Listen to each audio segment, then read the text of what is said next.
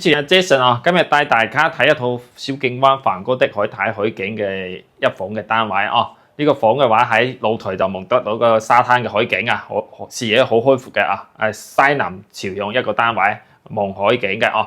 呢個話跨年嗰陣時望海景啊，係好靚嘅呢個單位㗎啊，望得到全個煙花嘅景觀啊。我哋入嚟屋入邊嘅話睇下呢個屋嘅情況。業主呢邊嘅話係配齊全屋嘅家電家私全部都有埋㗎啦。呢個用咗啲實木嗰啲家私啊，都係好實用嘅哦。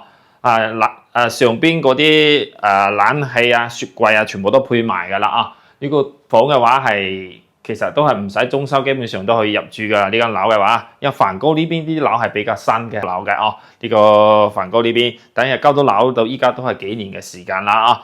我哋入門睇下呢個入門喺呢個大門口喺呢個入嚟㗎哦。入到大門嘅話，呢個係我哋呢個係廚房嘅位置。廚房嘅話係整到呢啲係開放式嘅廚房。正常煮飯嘅話就打開呢個門都係好通風嘅，就唔使話驚油煙乜嘢啊！打開啲油煙機呢個插埋呢啲電掣全部都有埋㗎啦啊！呢啲櫃都訂做好㗎啦，到時開發商係統一裝修㗎啊！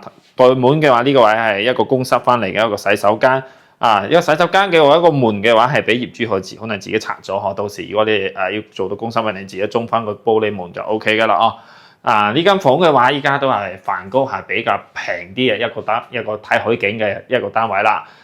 依家總面積嘅話就係46方總價嘅話就18.8萬依家就可以買到呢度海景嘅高層嘅單位嘅如果有興趣可以睇下呢間單位啊。